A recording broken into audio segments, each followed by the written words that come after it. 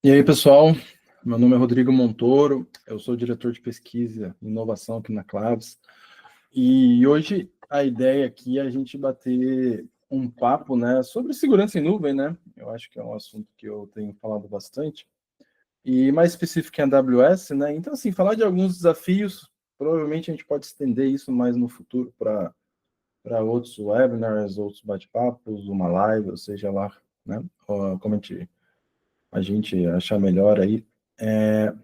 Para justamente aprofundar, né, sobre os tópicos que eu vou falar agora, eu vou dar uma ligeira comunicada sobre eles, né, mas não vou me aprofundar tanto, porque senão a gente vai ficar horas e horas falando aqui, e a ideia não é essa, né.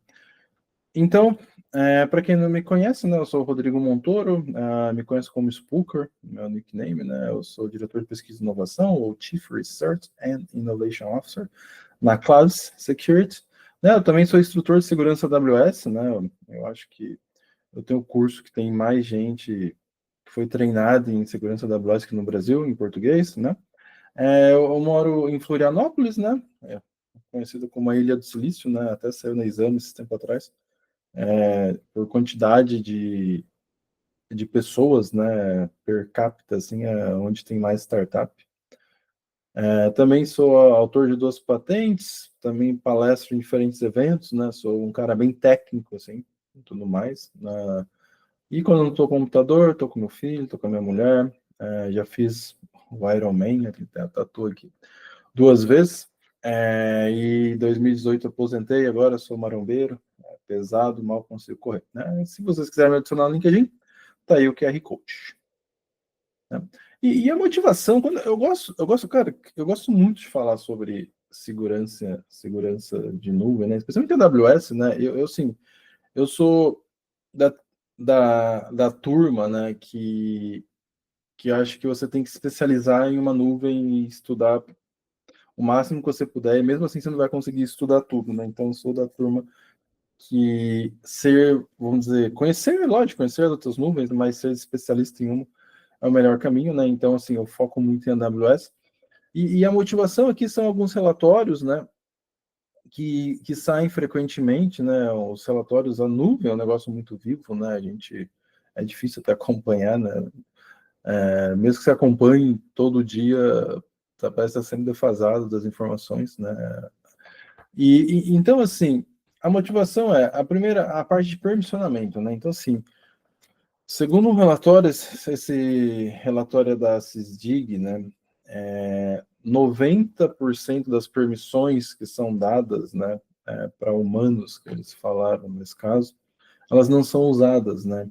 E daí, quando a gente começar a falar do ecossistema, vai ficar mais claro, né, que, pô, isso é muito grave, né?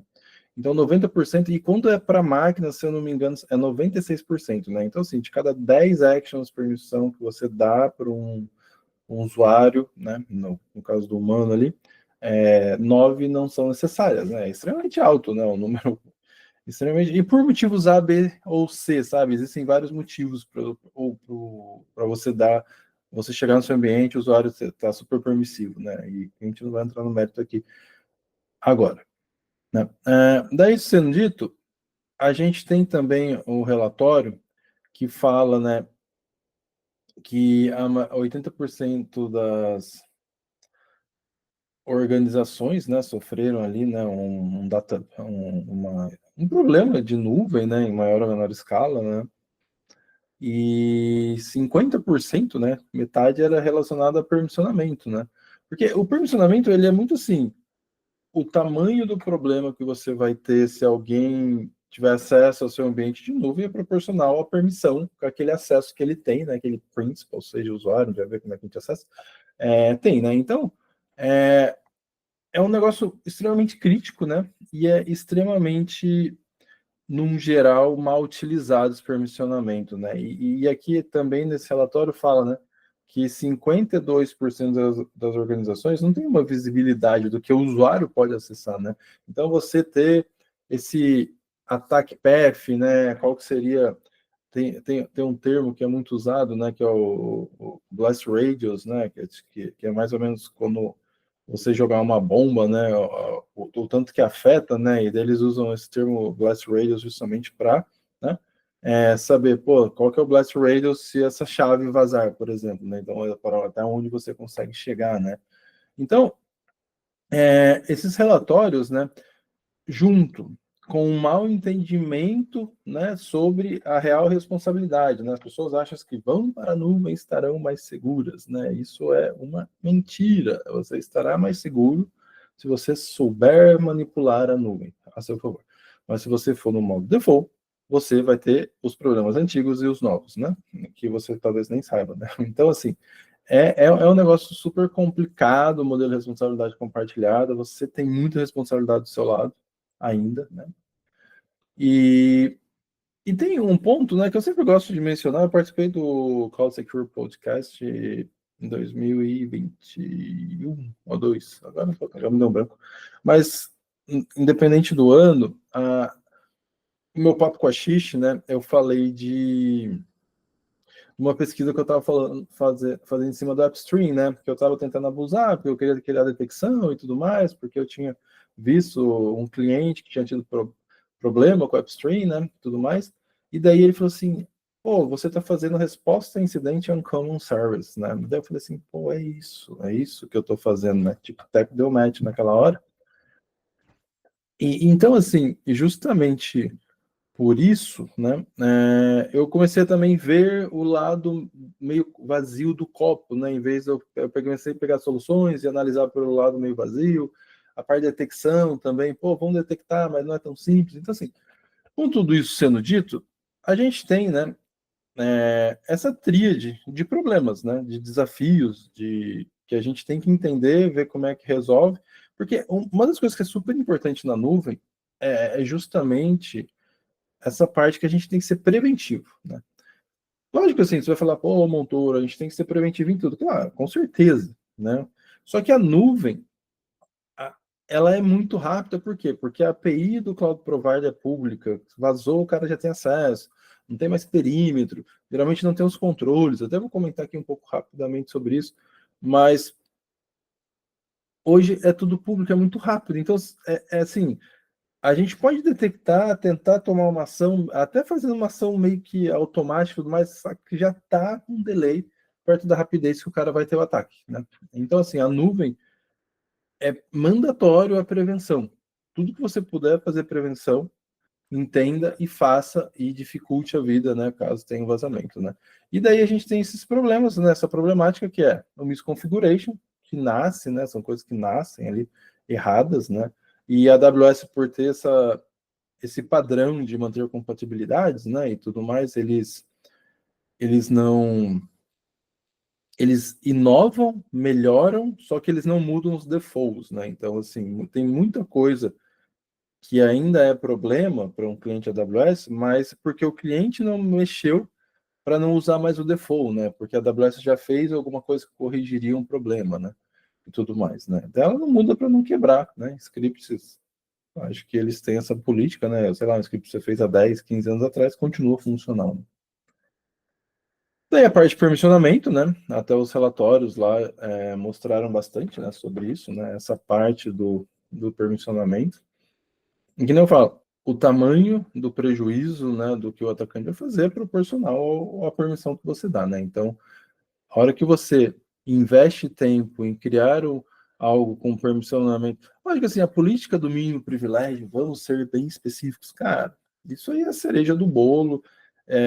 Teve até discussões lá na For CloudSec que o pessoal, o que eles estão fazendo, né? Empresas muito maiores aqui, não vou dar nome aqui, mas eles estão colocando os desenvolvedores de aplicação em contas standalones e dando a permissão lá, porque o custo para eles de manter o mínimo privilégio em contas juntos, não sei o quê, estava dando muito mais trabalho, então eles preferiram isolar as contas e daí se der algum problema, vamos dizer, a, a superfície ali que vai ser atingida, né, vai ser somente aquela conta e tudo mais. Lógico, tem um controle, né, não é todo mundo admin, mas essa foi um pouco da ideia, né. Mas, assim, é uma coisa bem complexa, embora existam ferramentas para facilitar, existem técnicas, mas não é um negócio totalmente simples, né. E a parte de monitoramento, né? A parte de monitoramento é bem desafiadora, porque eu sou um cara de Blue, né? O meu maior foco é nisso, né? Mas eu acabei me envolvendo no circuito inteiro, porque a gente tem que entender, né, o ecossistema e como é algo novo, vamos falar assim, né? A gente também tem muitas vezes esse problema de, como é que eu posso falar? Esse problema de não ter detecções, né, para serviços A, B ou C, né? Então, assim, tem umas coisas prontas, mas umas coisas não tão eficientes muitas vezes, então você tem que acabar fazendo todo o circuito, né? Abusa, gera log, vê se é possível detecção, como é que eu faço, né? Bom, isso sendo dito, a gente tem uma agendinha aqui, que é justamente uma overview de como funciona a AM, né? Alguns números. Daí depois também um pouco de um fluxo de uma resposta a incidente ali, de como se preparar, né? Para caso algo aconteça, né? E sinceramente vai acontecer. Né? Hoje é muito comum ter problemas, né? Não só em nuvem, né? Eu acho que a questão não é se vai, é quando, né? E eu acho que a questão é se a gente sabe que vai acontecer, a gente tem que estar preparado para ser o mais eficiente possível nessa parte de resposta, né? E daí a parte do default, né?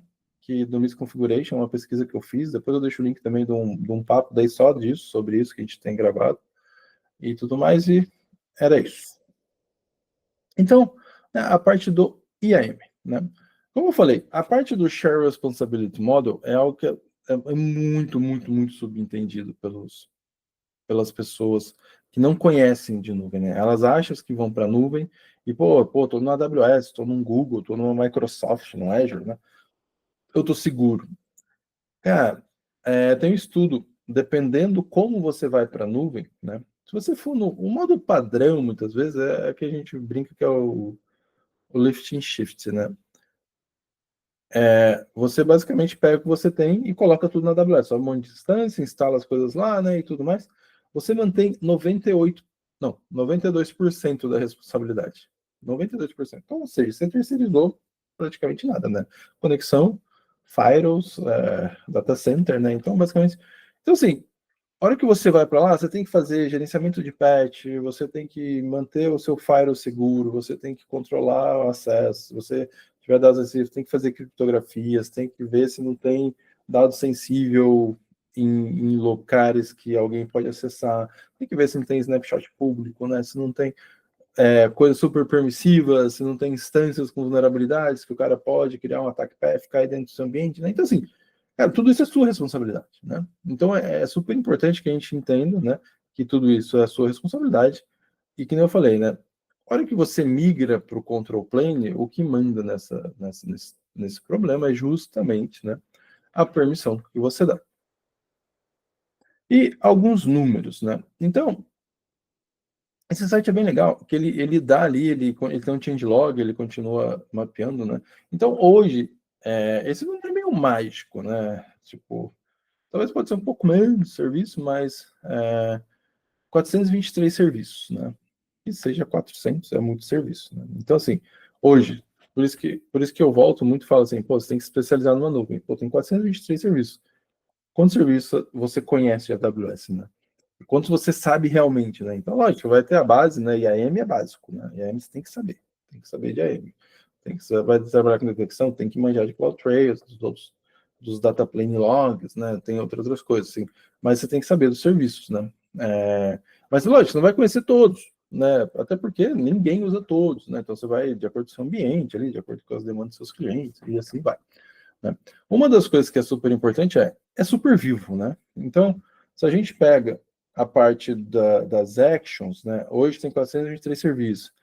A Reinvent está chegando, né? Hoje, enquanto eu gravo isso aqui, que é novembro, né? Início de novembro, a Reinvent chega, ela acontece, acho que vai ser começo de dezembro, se eu não me engano. Geralmente essa época, né? Agora me fugiu a data. Mas daqui a um mês. Então, daqui a pouco, esse número de serviços vai aumentar provavelmente e os números de actions também. E daí, às vezes, assim, aumentou um serviço, só que o serviço interage com outros serviços, né? Então, assim, às vezes aumenta também um monte de action em outros serviços, né? E essas actions podem ser actions que podem causar problemas, podem dar acesso a dados, podem fazer. Então, assim, dependendo como você usa política e tudo mais, esse acesso já vai ser enrostido e é mais uma superfície de ataque, um caminho que o atacante tem, né? Então, um negócio que a gente tem que ficar sempre de olho, né? E você tirar permissões, né? Você já dar deny em serviços que você não usa, ou se você só dá o allow no serviço que você usa, você se mitiga dos novos serviços que aparecerem, a pessoa já tem direito, né? Mas que não falo, né, gente? É mais fácil falar do que fazer. É um negócio que demanda conhecimento, demanda tempo e demanda ações, né? E daí, esse monte de actions que já existem e são adicionados, ela se divide ali, né, em access level, né, na AWS, que são coisas de list e read, né? O list geralmente é para ver descrição, dar um describe, ver os recursos, né, ver as configurações e tudo mais. O read já tem um acesso a dados, né? Isso é um erro bem comum, assim, né? Você pensa que vai dar um read-only access, você vai dar pouco acesso, o read-only access dá acesso a, sei lá, algumas dezenas de serviços, né? Posso falar DynamoDB, o próprio S3 lá, os arquivos nos buckets, né? Então você tem um S3 get object, né? Então eles são menos agressivos na teoria, mas, cara, access level é meio relativo. Tipo assim, se todos os seus segredos estão no bucket lá e você tem seus dados, seus segredos de estados hospedados no bucket, cara, um read no bucket pode ser o seu maior problema na vida, né? E lógico que daí você tem o Write and Permission Management, né? Que daí o Write já é escrito, né? É deleção, criação, modificar, né? Então, assim, você pode tirar do ar o ambiente, né? Eles podem tirar do ar o ambiente, ou criar coisas novas, criar persistências, criar caminhos, né? E tudo mais. E o Permissions Management, né? Que é a minoria ali, mas mesmo assim são 300 ações, né? Ela vai te dar ali, né? Mudanças de permissionamento, mudanças de configurações em alguns serviços, né? A maioria é IAM. Né? E daí eu peguei desse site aqui, né? AWS IAM Actions.io. Se você quiser ver lá, cara, dá um refresh todo dia que sempre vai ter alguma coisinha sendo adicionada ali. E eles têm o changelog, então é bem legal. Né? E daí, isso sendo dito, como é que funciona, né? Eu vou lá, pego o principal, né? Então, o que é o principal? O principal pode ser, a gente vai ver depois, né? Pode ser um e-mail, né? Um e-mail do root da conta, pode ser um usuário que foi criado. Você pode fazer, eu tá usando o Identity Center, né? Ele está federado com o seu e-mail, com Azure, com Office 365, né? Com o próprio Gmail, né, e tudo mais. Então, assim, isso a gente tem que ter na cabeça, porque isso é uma superfície de ataque, né? Pô, como é que vem? O cara vem, pô, ele não precisa invadir minha AWS, se ele invadiu o e-mail do Beltrano, que tem acesso aqui à minha conta, ele consegue ter acesso, né? Então, o e-mail ele já não vira mais só a informação que tem, né, o conteúdo, que já é um problemão, né? Ele também dá acesso à conta. Então, assim, tem várias maneiras, ou pode ser uma chave, que é o que mais vaza, geralmente, né? É uma chave, né? Não é necessariamente o e-mail. O e-mail, geralmente, ele vem com multifator de fábrica, né, e tudo mais, vamos falar assim, né? Daí você tem lá, né? Você tem as roles, você pode assumir, você pode ter um third party aqui, que conecta direto lá com... E daí, baseado no direito, ele já cai, daí são contas que às vezes você nem tem controle, né? Então, isso aqui daria um papo extra muito bonito. E daí, a partir do momento que você autenticou, né, que você está com o usuário e senha, você está com a chave, você está com acesso, vai cair na autorização, né? Então, se eu rodar esse comando, ele vai validar, né, no fluxo, que eu mostro em sequência. E daí, se você tiver direito, ele vai executar as actions ali, né, nos recursos que foram pedidos daquilo ali. E tem talks super legais da AWS, que eles processam não sei quantos bilhões de requisições por segundo, assim. E se você parar para imaginar o tamanho da AWS, a hora que você clica no negócio, você cria uma permissão quase que instantânea, está funcionando, cara, é muito legal, assim, de pensar como tudo isso funciona internamente. Deve ser uma loucura, né? Mas é muito legal. E daí, que eu falei, né? É importante entender o evaluation, né? Por quê? Porque uma das coisas que é super importante, até se você for pegar a detecção, se você fosse pegar ali outras partes, é justamente, né, entender como que eu me protejo, né? Então, assim, um deny explícito, ele sempre anula qualquer allow. Então, você pode ter ali, o cara pode ter allow em um monte de lugar, Mas se você pegar a action específica que você quer e falar, cara, deny aquela action, boom, não importa. Ele vai pegar, né? Que já tem um deny explícito e já vai dar drop. Então, assim, não tem. Então, assim, quando vaza uma chave, justamente por isso que você aplica alguma coisa de deny, né? Logicamente, se você colocar um deny asterisco, talvez você pode quebrar alguma coisa, né?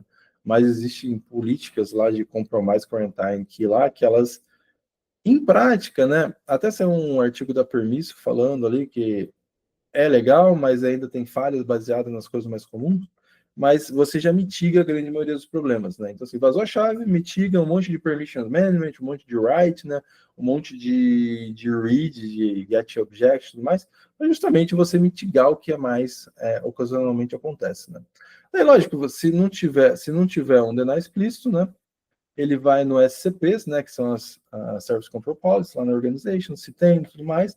Senão ele vai na Resource Based Policy, né, que é a política direta do serviço, né, e tudo mais. Então, assim, por exemplo, quando você está falando de data perimeter, que é outro assunto que a gente pode falar outra hora, né, o foco é muitas vezes, a foco do data perimeter é nos SCPs, nos Resource Based Policy, porque no fluxo, se você já coloca um deny ali, um controle, uma conditional, se não der a conditional, dá o deny, é o começo do fluxo, nada acontece antes, né?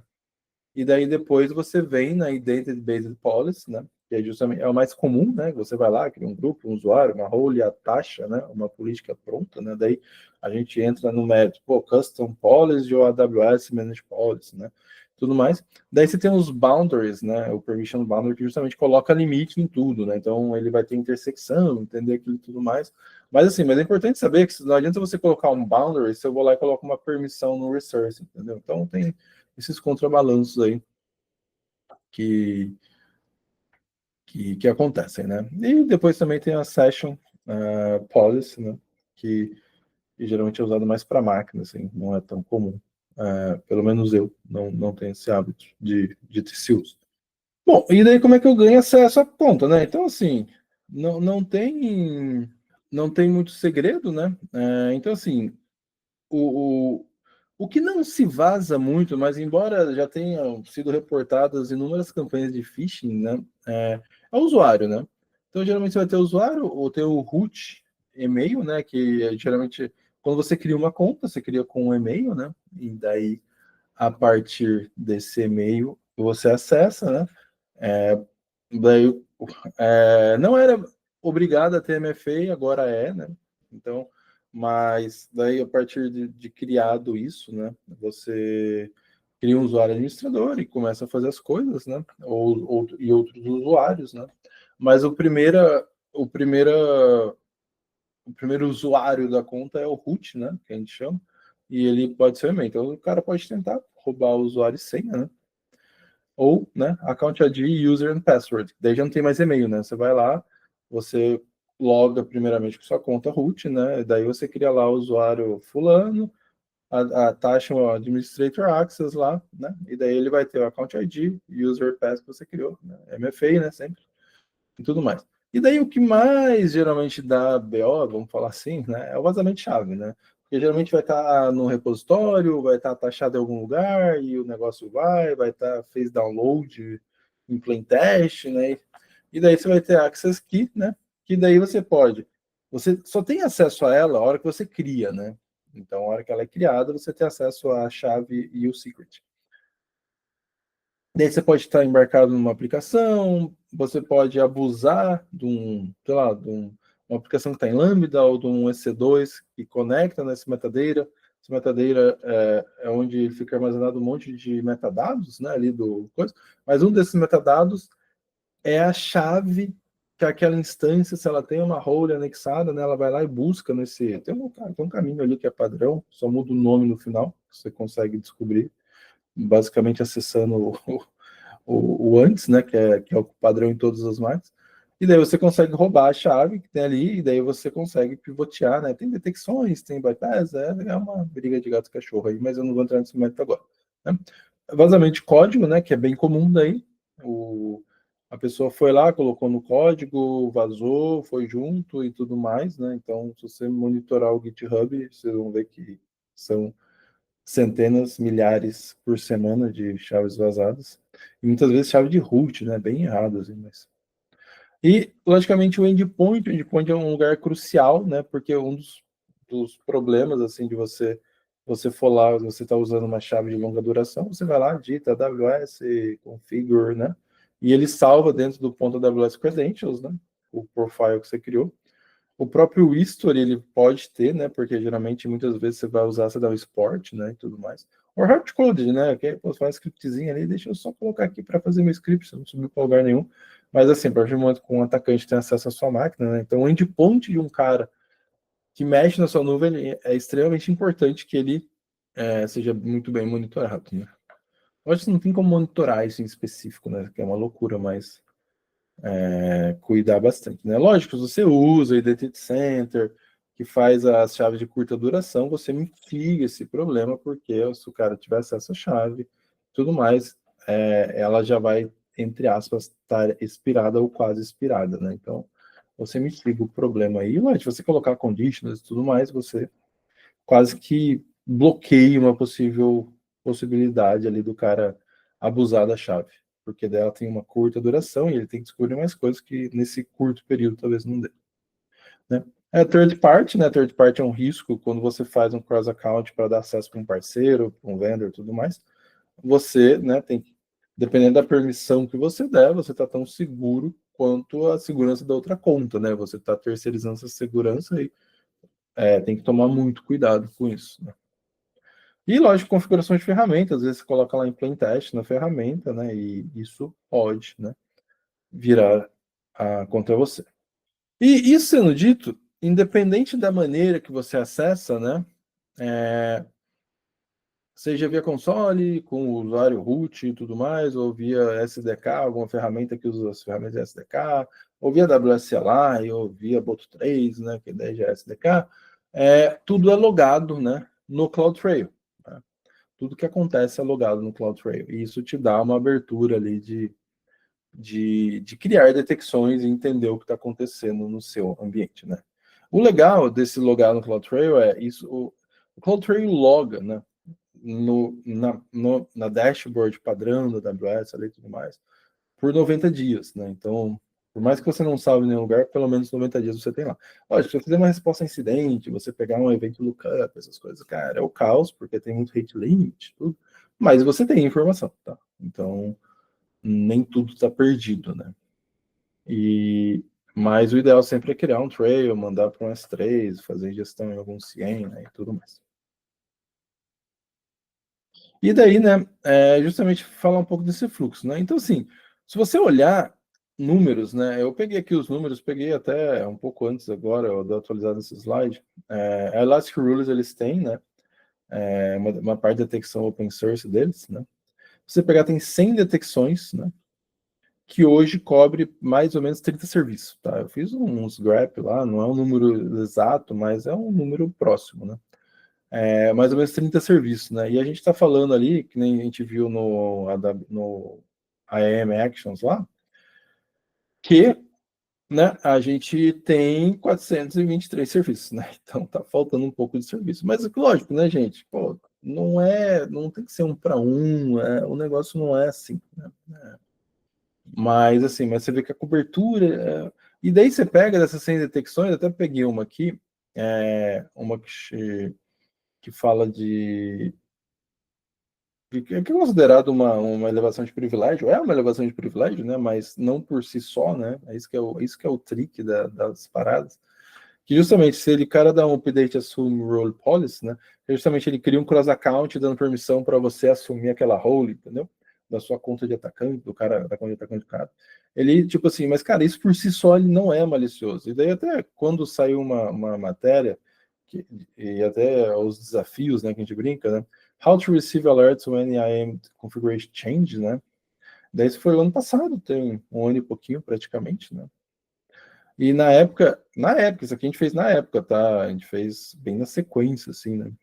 Ele falava para você pegar tudo que viesse da AM, AmazonWS.com, né, o Event Source, e daí você pegar, né, tudo que fosse, né, o wildcard aqui, né, então se você pegar aquela ação lá, né, o Update Assume Policy, né, era isso, né, ele pegaria aqui, e daí a gente falou assim, vamos fazer isso, vamos converter, vamos pegar 3 clientes distintos, né, e daí a gente pegou um cliente que deu 250 por mês, né, você vai falar assim, pô, são só 7 por 7 ali, 8 por dia, cara, isso é muito, tá?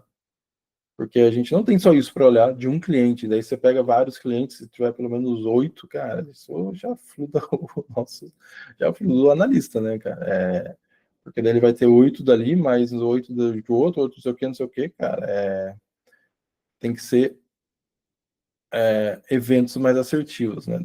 E daí, assim, falando desse, né? Daí a gente foi pro segundo, daí deu 200 por semana, daí já, cara, daí já é o caos, né? Isso que provavelmente vai ser. Qual que é um dos grandes desafios, né, do monitoramento da AWS? É que, cara, todas essas funcionalidades, elas são, né, elas são funcionalidades, né? Todas essas actions são funcionalidades, né? A gente não pode falar que está sendo mal usado. Cara, ela está ali para ser usada, né? Então a gente esse que é o desafio maior, né? E daí a gente pegou um outro que era mais cloud native, cara, deu 15 mil em 24 horas, né? E daí assim, pra você ver, né? Esse é um artigo da própria AWS, tá? Não é um artigo do Montoro ou do fulano do Beltrano, é um artigo da AWS, né? Então, tipo assim, só que isso é muito inviável, né? Da gente monitorar, assim, né? Então, né? A gente vê que o desafio é muito grande, né? Então, um dos pontos que eu acho que é super legal é justamente a gente fazer um inventário do que a gente tem, né? Então, assim, o jeito mais fácil de fazer o inventário que tem é justamente você pegar o Event Source, né? Então, se você pega o Event Source, tudo que é usado lá na AWS vai ter o Event Source, vai ter um monte de serviço, tudo mais, né? Daí, o que dá para fazer a partir daí, né? Que daí o evento mais completo é justamente a partir dali, né? Você entender quais que são os default misconfiguration. Então, você fala assim, pô, a gente usa esse serviço. O que que tem de default misconfiguration nele, né? O que que eu posso fazer para prevenir? O que que eu tenho que falar com o meu time de SRE, DevOps, né? Para justamente a gente corrigir isso, né? Você também entender, né? Quais que são as IAMs, né? Ou as ações que são mais críticas, né? Você pode começar com essas levas, né? Pô, esse serviço, quais são as de permission management e de write? Daí, de repente, você dá uma sacada, dá uma entendida, né? E começa a criar monitoramentos ali e tudo mais. Mas é difícil fazer no 1 para 1, tá, gente? Né? Lógico, daí olhar, né? O que que tem, né? No mundo aí disponível sobre esse serviço específico, né? Cara, a maioria vai pegar S2, S3, Lambda, né? SageMaker, IAM, tem um monte de pesquisa, CNS, né, SQS, tem bastante pesquisa, assim, que mostram várias coisinhas, né. Agora tem serviços, cara, quando eu peguei de AppStream não tinha nada, cara, nada, nada, nada, nada. Acho que foi a primeira pesquisa. Daí depois foi legal que um cara fez uma outra pesquisa falando de alguma coisa e ele mencionou que ele viu minha pesquisa e depois teve a ideia dele, né. Então, assim, é legal, né? Isso é aquela coisa, pô, você faz alguma coisa que depois serve de base para outro, e depois provavelmente alguém vai pegar o que o outro cara fez, né? Esse compartilhamento de conhecimento é um negócio muito massa. E logicamente você usar, né, guardrails e arquitetura em seu favor, né? Porque quanto mais arquitetado, mais planejado, mais menos difícil, né? Acho que essa palavra é melhor, né, de se detectar alguma coisa, né? Então, assim, serviços, né? Então, assim, se você conseguir tirar os serviços que você não precisa, né? Conseguir usar ali, usar organizations, controlar no SCP o que você não precisa, cara, isso vai te dar uma segurança, né? Uma possibilidade de alguém abusar de um serviço que você nem sabe que você tem, mas está habilitado, né? Porque um dos grandes problemas é todos os serviços estão lá, né? Se o cara é administrador, ele pode usar todos. A hora que você vai na SCP e controla, mesmo que o cara seja administrador da conta, ele não consegue usar aquele serviço que você bloqueou, né? Então você é a nave mãe e você comanda, né? Só que não é simples, tá? Até tem um artigo do Remy, que ele até comenta da minha talk do Uncommon Source, né, que eu falo de fazer inventário dos serviços, tá? E daí ele conseguiu diminuir em 80%, né? Então, pô, você diminuiu 80%, se a gente está falando de 400 serviços, né, sobra 80, né? Já é um número mais baixo até de possibilidade de alguém manjar, né, desse serviço, né? Mas você já diminui bastante a superfície, né? É, daí também usar condições, né, que nem eu falei, né? Você pode pôr um deny, né, em alguma action se não for de tal IP de origem. Então, isso mitiga bastante, cara, de várias respostas a incidente que eu já fiz. Se tivesse uma condição dessa de IP de origem, não teria acontecido. Isso, eu já falo isso há vários anos. Tipo, se você consegue colocar uma conditional de origem de IP, cara, isso pode salvar a sua nuvem. Porque a chave vaza, o cara tenta usar, né? O cara ganhou o jogo, mas daí a hora que ele tenta usar da deny, né? E você ganhou o campeonato, porque o cara não conseguiu atingir o objetivo dele, né? Então, assim, é super, super, super importante, né? Essa parte de arquitetura, né? De condições e tudo mais, né? Daí, isso sendo dito, né? Até já saiu a Compromise Quarantine V3, né? Mas ela é igual a V2. Eles mudaram o nome, não sei por quê, né? A própria política ela tem o versionamento, né? Mas por algum motivo eles criaram a V1, daí eles pararam, daí fizeram a V2 e agora fizeram a V3. Mas a V3 é igual a V2 por enquanto, né?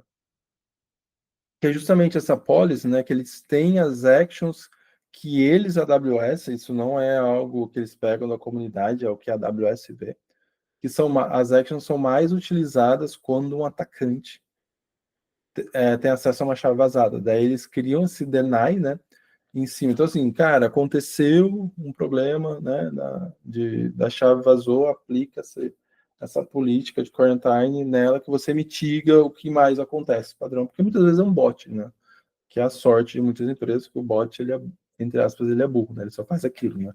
Se é um cara, ele às vezes descobre que tem mais permissão ou outros caminhos, né. E daí ele tem, né, essas actions que ele dá um deny, e você, muitas vezes, essas actions não vai quebrar o seu serviço, né, porque pode ser um falso positivo. E daí, né, a parte de modelagem e pesquisa, né, então, assim, você cria uma ideia, você entende os caminhos, né, que para chegar nos suas galinhas dos ovos de ouro, né, e entende as técnicas ali de ataque que pode existir, né. Daí, com isso, né, você mapeia, né, que é mais importante, né, as fontes de dados que você precisa, né? E as fontes de dados, por padrão, control plane, você vai focar ali no CloudTrail, né? No caso da AWS. Mas, pô, se você precisa de serviço, cara, minha galinha dos ovos de ouro são meus dados no meu RDS, cara. Você tem que habilitar o logo do RDS, senão você não vai saber o que aconteceu, você não consegue monitorar. Ah, minha galinha dos ovos de ouro são os meus dados no meu bucket. Os acessos ao bucket também são desabilitados. Então, assim, a gente tem que pensar e modelar o que a gente precisa detectar, né? É isso sendo dito, né? A gente cria as detecções, né, baseadas nos requerimentos e começa a testar. Porque muitas vezes você pode criar uma detecção que vai ficar gerando um monte de falso positivo, porque você não tem um gatilho ali que seja muito específico, né? Comparado com o que é o normal, né? Então, cara, detecção é um desafio sempre, né? E daí, né, analisar falso positivo e negativo, né? E, cara, vamos colocar em produção, né? A gente aqui na Claves, para a gente, o problema muitas vezes é maior, porque a gente tem lá dezenas, né, talvez dependendo da fonte da fonte de dados, né, centenas de clientes, né, então a gente quando cria uma detecção, ela tem que ser meio global, né, então a gente testa bastante, a gente roda em ambientes que a gente, até porque a gente conhece a maioria dos ambientes, assim, né, então a gente tenta rodar em ambientes que a gente sabe que é mais crítico com tal evento e tudo mais. E daí eu fiz, eu apanhei, já faz tempo que eu apanho bastante sobre isso, né? E eu fiz essa talk na For CloudSec e eu gravei também aqui. Se acessar o QR Code vai dar lá certinho no site, né? Ou se acessar lá, Clouds.com.br, lá vai lá nos conteúdos.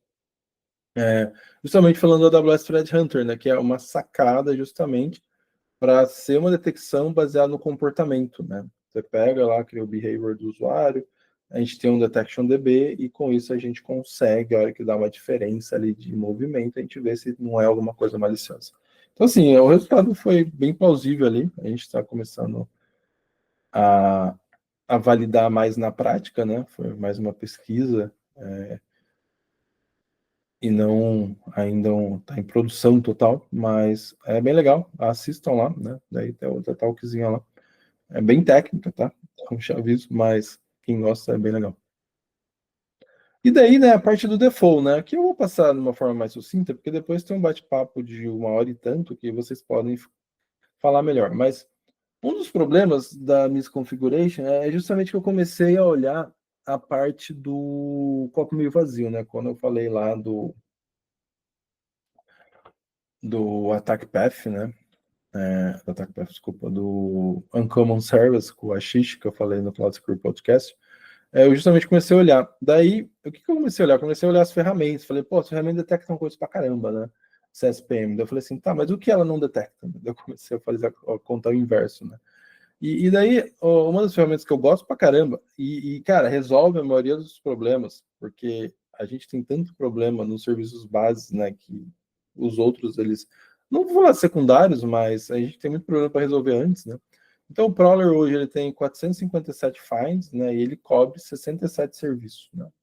Que é mais ou menos 17% de serviço, né? Então, assim, Rodrigo, Montoro, esses outros 83%, então, cara, talvez nunca foram abusados, não foram pesquisados, ninguém conhece como abuso ainda, então, assim, talvez estão lá para ser descobertos, ou talvez não tenham nada, né? Não tem uma possibilidade. E o Cloud Exploit, né? Que tem 604 finds da AWS, né? E ele tem 92 serviços, tá? Então, que dá um pouquinho a mais ali. Mesmo assim, a gente está falando que ainda tem quase 80%, né? Então, assim, cara, é um mundo inteiro de possibilidades para se descobrir coisas novas, para talvez nem existir coisas novas, ou talvez para evoluir, né? E uma coisa que é super importante é, se você está usando a ferramenta CSPM, né, e tudo mais, pegar uma comercial deve estar a cada 120 serviços, tá? Se você usa uma ferramenta, você tem que ver se esses 60, 50, 67, 92, ou 120, ou 150, que seja, se cobre o serviço que você usa, né? Então, assim, você como um bom profissional de segurança, né? Você entendeu o serviço que você tem, que nem eu falei, volta lá, faz o inventário lá, né? Pá, pega lá o Event Source e entende, né? Se o CSPM verifica aquele serviço, né? Se não, cara, faz uma pesquisa, dá uma chumbada, vê o que dá para melhorar, né?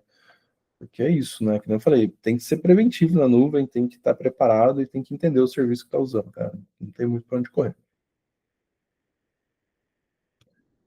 E daí, né, o exemplo clássico aqui, né, justamente, né, eu criei, né, um ambiente e fui adicionando usuários, serviços e tudo mais, né, e baseado nisso, a gente foi mapeando que existia N problemas, né, então, por exemplo, o CloudTrail, ele não tem uma trilha inicial, embora ele tenha 90 dias, né, as regiões, a maioria está habilitada, então quando você está acessando a AWS, olhando o CloudTrail sem ser nas trilhas, é tudo por região, então é mais fácil para o atacante se esconder, né? O Access Analyzer, que ele descobre compartilhamentos, ele vem desabilitado por default, é uma das poucas coisas gratuitas da AWS, ele vem desabilitado, poderia vir habilitado, ele tem uma parte de uso, de menor privilégio, né, e tudo mais, que paga, mas ele tem essa parte aí inicial dele quando ele foi, desde que ele foi lançado, que é gratuita, né? Aí, cara, o MFA, o root agora pede, antes não pedia, né? Você ter o Administrator Access, que é o primeiro usuário que a gente cria geralmente, não tem condições, porque a gente usa a custom, a AWS Managed Policy, você não consegue modificar as AWS Managed Policy, só se você criar a sua, né? Tudo mais. Daí a gente tem, que a gente adicionou um EC2, né? Daí, quando você adiciona o EC2, também tem várias coisinhas que vêm com problemas. Vai ter um IP público, o outbound de todas as instâncias é allow para qualquer lugar. Então, cara, se o atacante consegue ter acesso à sua máquina, consegue chamar lá uma shell reversa na porta 32.520, sei lá, aleatória total, porque é tudo outbound. Então, se você quer ter mais segurança, mitigar, você tem que modificar isso. Geralmente a porta do serviço de gerenciamento, se você está com Windows ou com Linux, ela vem habilitada e geralmente vem para N, né? Não tem criptografia por default, o metadata que te protege de abuso da aplicação, né? Que daí tem um V2 que te protege do Server-Side Request Forgery, ele também não vem habilitado, embora hoje já tenha um tiquezinho lá que você marca, todas as máquinas vão nascer com metadata V2, né? A parte de update de sistema operacional, então você tem que cuidar disso também, né? Gestão de vulnerabilidades, etc, etc, né? E a chave, né? O ponto PEN, né? Uma paranoia minha, né? Ela não vem com senha, né? Então, você pode adicionar uma senha no ponto PEN, se vazar a ponto PEN, o cara, além de descobrir os IPs da máquina, ele tem que descobrir a senha também, né? E não menos importante, no nosso queridíssimo Bucket S3, né? Justamente, né? A parte de login do Bucket, ele vem desabilitado, tá? Então, se você quer saber quem acessou um arquivo, quem criou um arquivo, quem deletou um arquivo, né? Vem desabilitado por default. Não tem log disso. Só que assim, eu devo habilitar em tudo? Não deve habilitar em tudo, porque isso é muito barulhento, né? Então, assim, mas se você tem um log, você tem um bucket que tem dados sensíveis lá, você tem que habilitar, né? Porque senão você não consegue fazer resposta a incidente, você não consegue fazer essas coisas, né? Daí ele tem o Block Public Access, que antes vinha desabilitado, mas agora ele vem por default habilitado, né? Então isso tende a diminuir um pouco, né, seu problema. Só que daí entra no problema, assim, cara, ele vem habilitado, mas se você não tirar a permissão das pessoas usarem, a única coisa que o cara que cria o bucket público, ele vai ter que desabilitar isso, né? Se ele já tem a permissão, e depois fazer o resto, né? Só muda mais uma action que ele tem que ter. Então, tem que cuidar no permissionamento também, né? E tudo mais. E tem essa parte do Pre-Sign URL, que é uma funcionalidade fantástica para você disponibilizar arquivo que está no bucket privado, né? E tudo mais. Só que o que acontece? Um dos grandes problemas é isso aqui não é logado. Quando você cria uma pre-sign, vai criar uma URL lá com o nome do bucket, a chave assinada, até quando é válido, né, e tudo mais. Qualquer pessoa que tiver acesso a esse link, né, vai clicar e vai baixar o arquivo que vai dentro do bucket público. E junto com isso, que não é habilitado por default, cara, vira um método de extração stealth, assim, bem ruim, né? Você consegue ter uma resource policy que o pre-sign ele expira, né? Dá até para colocar no SCP, se eu não me engano, que ele expira em 1 segundo. Daí a hora que cria, ele já meio que já é expirado até a pessoa copiar, né? Então você consegue fazer meio que uma gambiarra para se proteger, né, desse tipo de situação, se você não usa e se você não quer ser pego de surpresa. Mas isso sendo dito, eu tenho isso gravado, né? Cara, tem 1 hora e tanto, bate-papo, até porque foi uma apresentação e tudo mais. Também, né? Você pode ver aí no QR Code, acessar o link. E daí tem mais detalhe e tudo mais. Eu especifico, eu falo de casos de Splunk, eu falo de outras coisas ali que aconteceram no meio do caminho, de blog post, de permissionamento e por aí vai. Mas acho que era isso que eu tinha para falar, pessoal. Aqui tem meus contatos, né? E-mail, Twitter, LinkedIn. Se vocês quiserem conversar sobre nuvem, sintam-se à vontade. A gente também está com a parceria com a Orca agora, né? Além de a gente ter as nossas soluções aqui, que a gente usa o nosso ferramental, a gente tem a parceria com a Orca, que também se estende para outros cloud providers, né? GCP, Oracle, Azure, né? E tudo mais. Eles têm a parte de gestão de vulnerabilidades junto, eles criam Attack Path, eles têm a tecnologia própria de side scanning, né? Então, assim, se vocês tiverem interesse também, a gente pode conversar sobre isso, a gente pode conversar sobre nuvem com ferramenta, sem ferramenta, com produto, sem produto. Fica à vontade para pingar a gente, adicionar no LinkedIn. E valeu, galera. Obrigadão aí e até a próxima.